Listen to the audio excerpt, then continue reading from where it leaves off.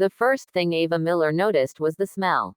It crawled into her dreams like a warning she didn't understand at first, sharp, bitter smoke burning the back of her throat. She woke with a gasp, her heart slamming hard against her ribs as the fire alarm screamed overhead. For a split second, she lay frozen, staring at the ceiling of her small Chicago apartment, trying to convince herself it was just another nightmare. Then the heat hit her face, real and terrifying, and orange light flickered under her bedroom door. A fire, she whispered, her voice already hoarse with panic. She jumped out of bed, feet hitting the floor as the smoke thickened. Ava ran to the door and yanked it open. Flames licked the hallway walls like living things, hungry and fast. Her stomach dropped. The old building groaned, pipes rattling as if it knew it was dying. She slammed the door shut and staggered back, coughing hard. Her phone, she grabbed it from the nightstand, hands shaking, and dialed 911. No signal. Of course. The building's wiring had always been terrible. She rushed to the window, throwing it open, gulping in cold night air. 5 floors up. Too high to jump. Below, people were screaming, sirens beginning to wail in the distance. Ava leaned out, waving her arms, shouting for help until smoke forced her back inside. Tears streamed down her face as fear took over. She wasn't ready to die. She had plans, dreams, a life that had just started to make sense after years of struggle. That was when she heard it. A loud, brutal crash at her front door. The door splintered inward under a single powerful kick. Ava screamed, stumbling backward, convinced for one insane second that the fire had somehow turned into a man. Out of the smoke stepped a tall figure dressed in black, broad shoulders filling the doorway. His face was hard and sharp, jaw clenched, dark eyes cutting through the chaos like blades. "Move," he commanded. His voice was deep, calm, and terrifyingly controlled, like this was nothing more than an inconvenience. "Who are you?" Ava cried, coughing again. "No time," he snapped, striding toward her. He shrugged off his coat and wrapped it around her head and shoulders with rough efficiency. "Breathe through this. Now." She barely had time to protest before his arm hooked around her back and knees. In one smooth motion, he lifted her off the floor as if she weighed nothing. Ava clutched his shirt, feeling the solid strength beneath her fingers, her heart racing for an entirely different reason now. "The stairs are gone," she tried to say, but it came out as a rasp. "I know," he replied. "Hold on." He turned toward the window. Ava's eyes widened in horror. "Are you insane? Trust me," he said, and there was something final in his tone that made her obey without question. Outside, flames burst from the lower floors, lighting the night sky. A ladder truck was trying to position itself, but it wasn't close enough yet. The man stepped onto the window ledge, one foot balanced with impossible steadiness. Ava buried her face against his chest, squeezing her eyes shut as heat blasted past them. Then they were moving. Down, fast, controlled. He used the fire escape like it was an extension of his body, climbing and dropping with lethal precision.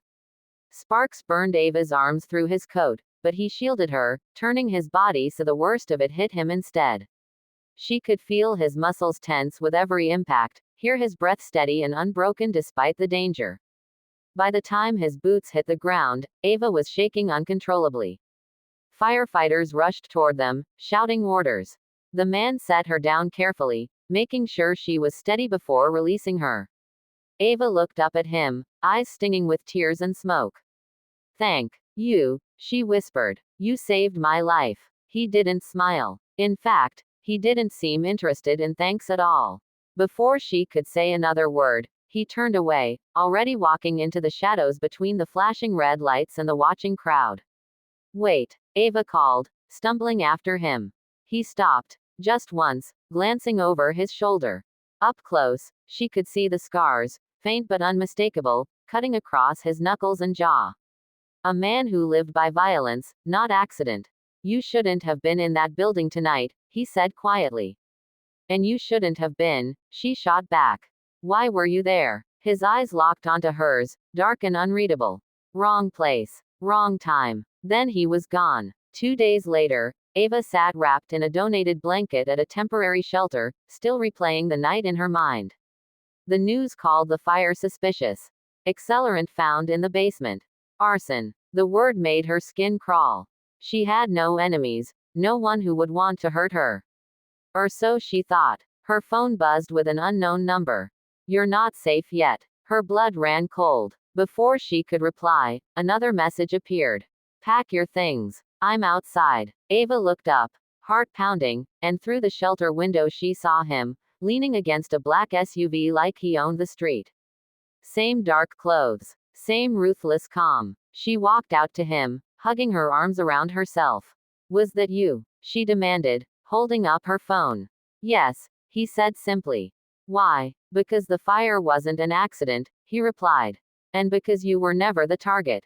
Her head spun. Then who was? He opened the passenger door for her, eyes never leaving her face. Me. Inside the SUV, the world felt suddenly smaller. Ava swallowed hard. Who are you? He started the engine, pulling away from the curb. My name is Luca Romano. The name hit her like a punch. Everyone in Chicago knew it. Luca Romano, the ruthless mafia king who controlled half the city's underground. The man politicians feared and criminals bowed to. A ghost who left destruction in his wake. Ava couldn't finish. Yes, he said calmly. That Luca Romano. Fear twisted in her chest, tangled with something dangerously close to awe. Why save me? His jaw tightened. Because innocent people don't pay for my wars. And now? She asked. Now, he said, glancing at her, you stay where I can protect you. Ava laughed weakly. From who? Your enemies. From everyone, he replied. Including me. Days turned into weeks as Ava was hidden away in one of Luca's secure penthouses. She expected cruelty, threats, cold indifference. Instead, she found strict rules, quiet nights, and a man who kept his distance like he was afraid of crossing a line he couldn't come back from. But lines blur when danger lives so close. She learned that Luca drank his coffee black, that he read late into the night, that he hated unnecessary violence despite his reputation. She learned that the scars on his hands came from protecting someone who betrayed him anyway. And Luca learned that Ava was stronger than she looked. When his enemies finally came, when bullets shattered glass and alarms screamed, it was Ava who refused to hide. Ava who looked at Luca and said, I'm not leaving you. After the smoke cleared and the danger was gone, Luca stood by the window, staring out at the city that feared him. You should go, he told her quietly. Before this life destroys you. Ava stepped closer, placing her hand over his scarred knuckles. You already saved me once, she said. I'm not asking you to save me again. I'm choosing you. For the first time, the ruthless mafia king didn't look away. And for the first time, he let himself be saved too. If you enjoyed this story, don't forget to subscribe, like, and press the bell icon so you never miss the next thrilling story. Bell.